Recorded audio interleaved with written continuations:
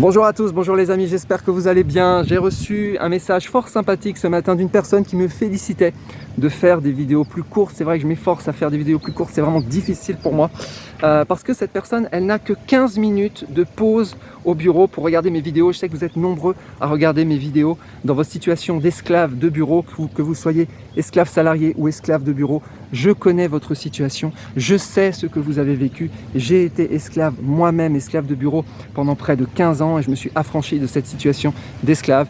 Et dans ces vidéos, je vous raconte des anecdotes de ma vie qui ont fait que je me suis affranchi de cette vie terrible. On va parler de ces petites contraintes, de ces soumissions au bureau, des choses qu'on n'a pas le droit de faire. Vous voyez, 15 minutes de pause, c'est vraiment terrible. Mais je ne veux pas vous parler de cette personne, je vais vous parler de moi et d'anecdotes que j'ai vécues. On est déjà dans l'épisode 17 de la série J'ai fui quoi ?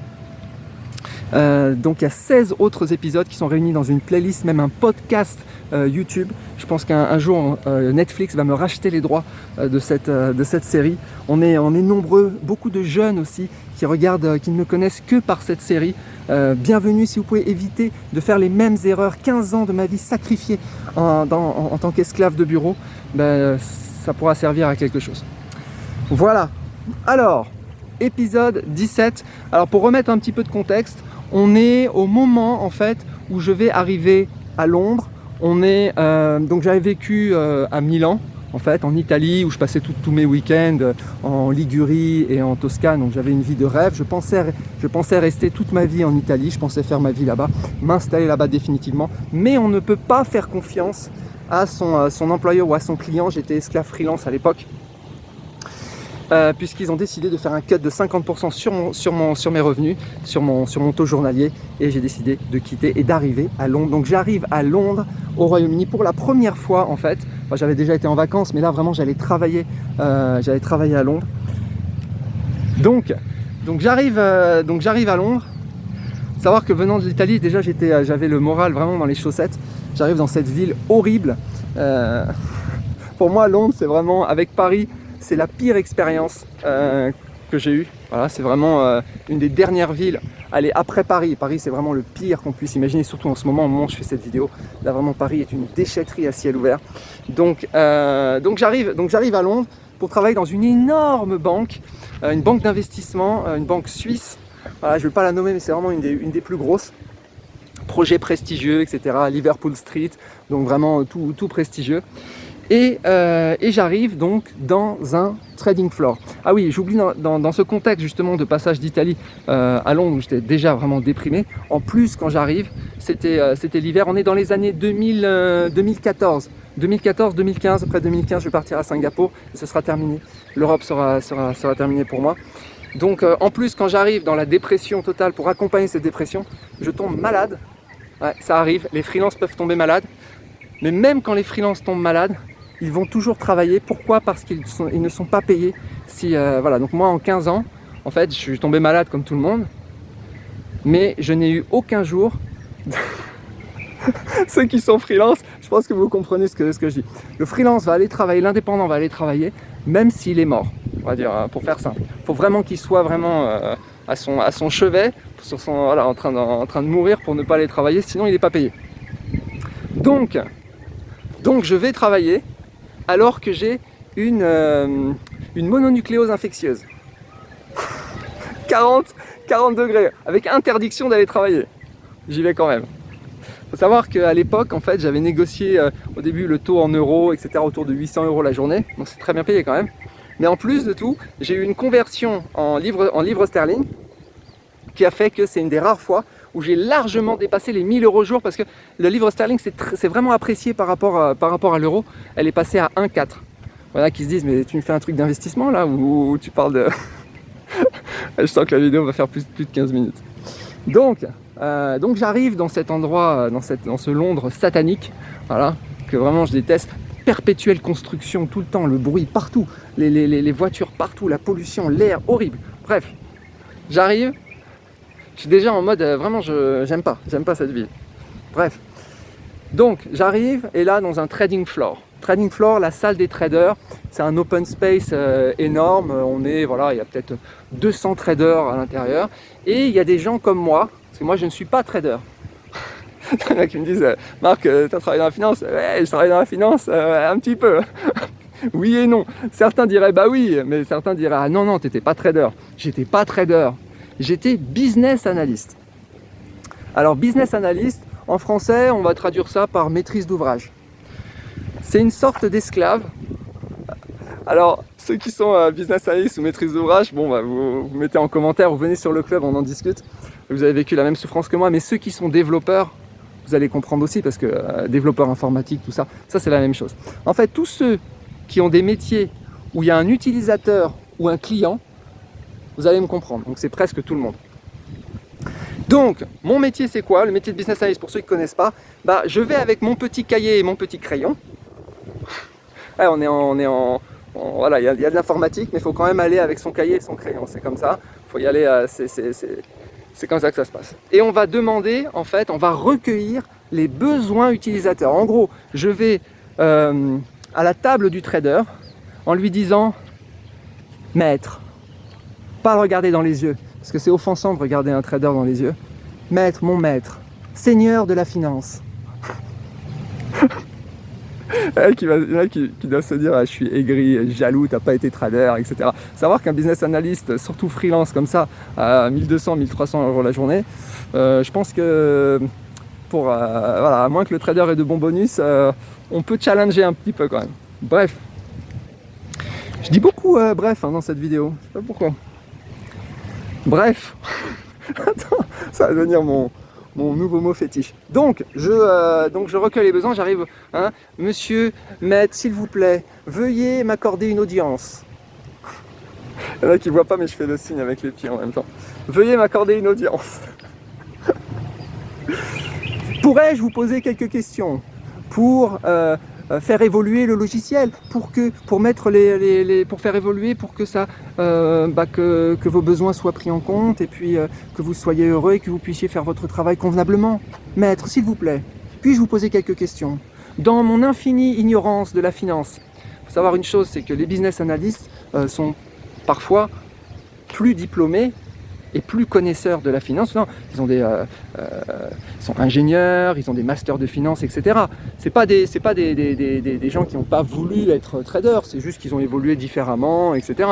Mais ils peuvent connaître rien, surtout quand ils ont travaillé dans 15 banques avant. Donc ils connaissent les best practices, c'est-à-dire les pratiques de marché, donc ils maîtrisent le sujet, mais souvent 10 fois mieux que le trader. Mais quand même, on est là pour satisfaire l'utilisateur, donc on va mettre « dites-moi ce que vous voulez ». Et là, souvent, on sent que c'est pas le moment. Là, il fait un signe de la main, il parle même pas, il fait comme ça. Va-t'en, mouche. Va-t'en, moustique. Qu'est-ce que tu viens de me parler? Prends rendez-vous, ok? Je suis quelqu'un de très occupé, quelqu'un de très important, je suis trader. Vous voyez, ces moments d'extrême soumission.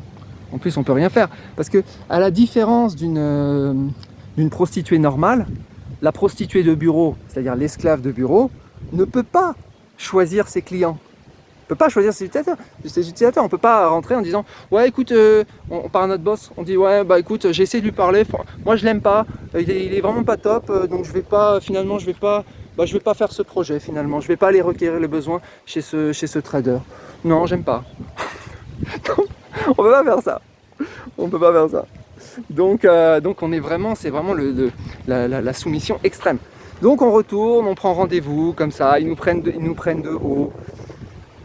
Vous avez sûrement ces utilisateurs difficiles, en plus, je veux dire, leur seul moment de gloire dans la vie, leur seul moment de jouissance, c'est vraiment de mettre l'esclave de bureau que j'étais, de le mettre plus bas que terre, en lui disant, voilà.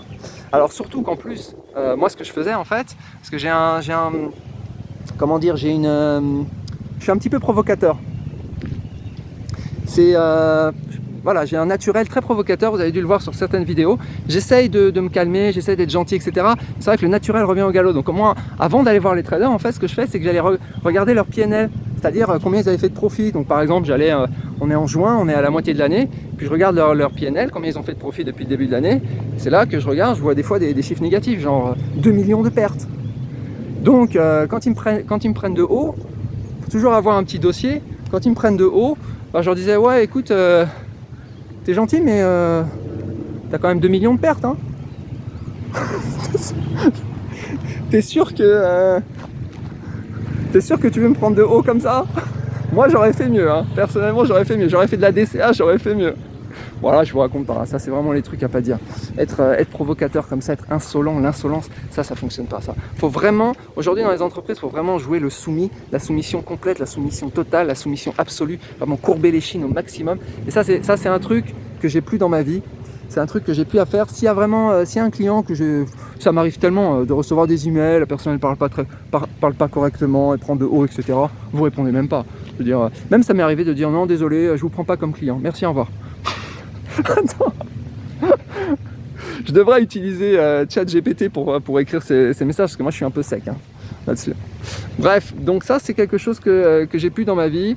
Dites-moi si c'est quelque chose dont vous souffrez, ces utilisateurs un petit peu exigeants, arrogants, qui vous prennent de haut, les gens avec qui vous travaillez, qui croient qu'ils sont vraiment supérieurs à vous alors qu'ils n'ont rien de supérieur et vous êtes là obligé du fait de l'organisation, du fait de votre assignement, du fait de votre travail, vous êtes obligé de supporter ces choses. C'est vraiment, pour moi c'est vraiment moche, c'est vraiment horrible.